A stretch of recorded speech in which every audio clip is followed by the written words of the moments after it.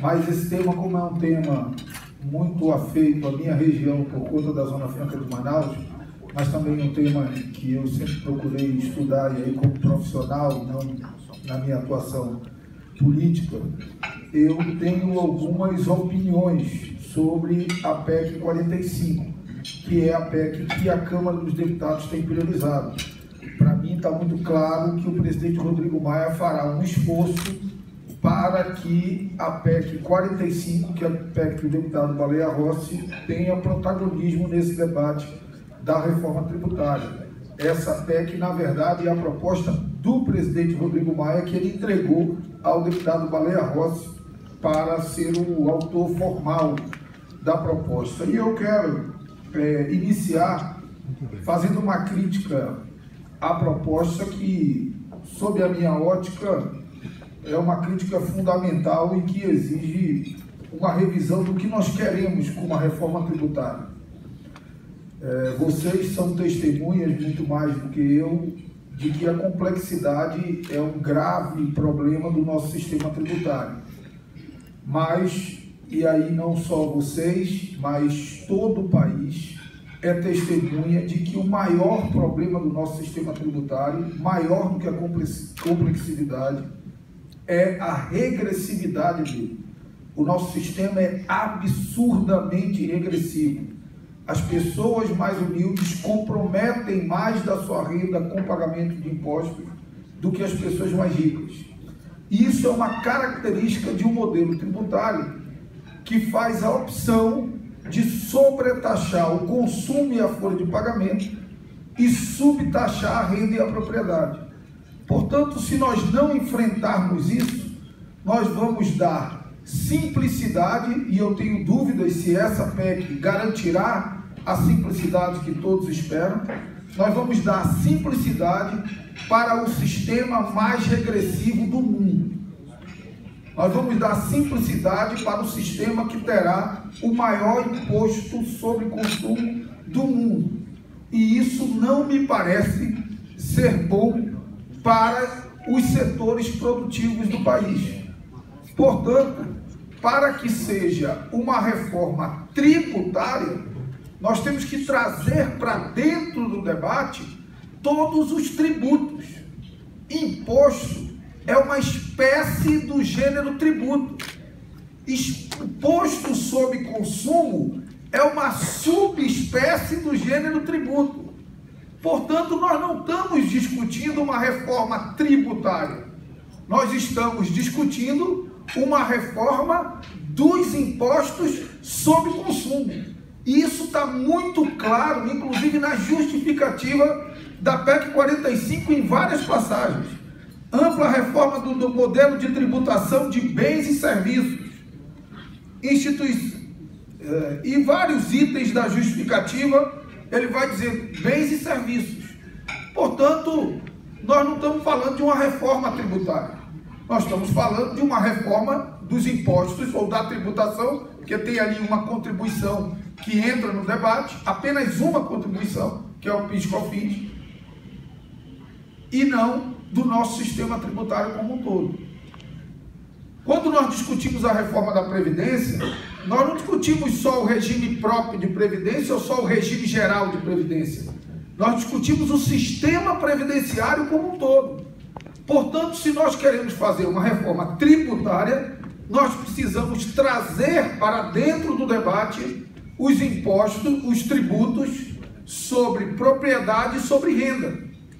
E discutir que mecanismo nós podemos criar para que numa transição longa e pouco traumática, nós possamos ir diminuindo a carga tributária sobre a folha de pagamento e sobre o consumo e aumentando a carga tributária sobre a propriedade e sobre a renda. Nós vivemos num país em que no meu estado se paga 18% de ICMS sobre o arroz e 0,9% de IPTU no imóvel na área mais cara da cidade.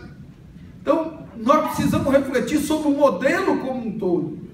E nós poderíamos construir uma transição que não se desse dentro dos tributos de consumo, mas que se desse passando no tempo parte da carga tributária do consumo e da folha, que hoje representam 75% da nossa carga tributária, é um absurdo, para a renda e a propriedade.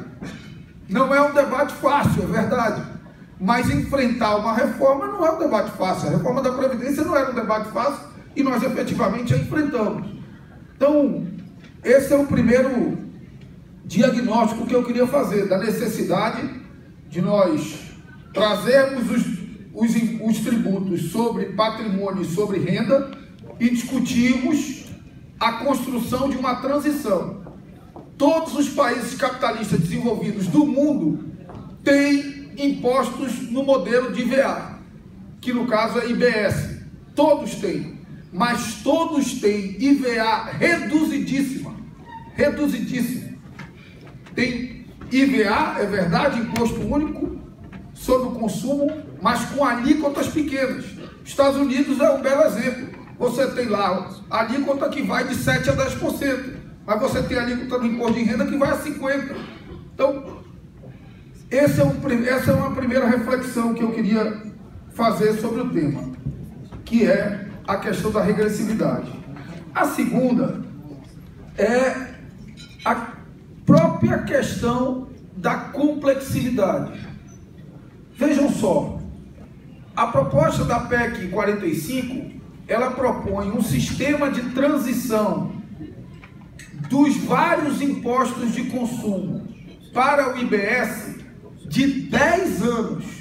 Portanto, se o nosso sistema atual é complexo, aprovada a reforma tributária, nos próximos 10 anos nós teremos um sistema 2 vezes mais complexo e, portanto, com risco de 2 vezes mais contencioso, porque nós estaremos convivendo o atual modelo com o IBS, nos 2 primeiros anos com uma alíquota de 1% e com crescimento de 1/8 a cada ano para completar a transição em 10 anos. Na distribuição dos recursos para os estados e municípios, a transição prevista na lei é de 50 anos. Nós não sabemos o que será o mundo daqui a 50 anos. Daqui a 50 anos, eu tenho muitas dúvidas se nós teremos mecanismos para cobrar imposto sobre bens e serviços. Nesse processo que a gente vem vivendo ontem o Flávio Rocha, que eu jantei com ele ontem, chama de uberização, né? Nós estamos uberizando a economia e estamos definindo um imposto para a realidade de hoje, projetado para daqui a 50 anos. Então, eu acredito que a tendência é, pelo menos nos primeiros 10 anos, nós tenhamos um sistema ainda mais complexo e com ainda mais contencioso, porque teremos 2 modelos convivendo. Ademais, há uma questão de natureza federativa. Eu digo para o Antônio que eu ando mais corajoso do que ajuizado, né? Então, quem anda mais corajoso do que ajuizado acaba falando coisas que não são muito prudentes.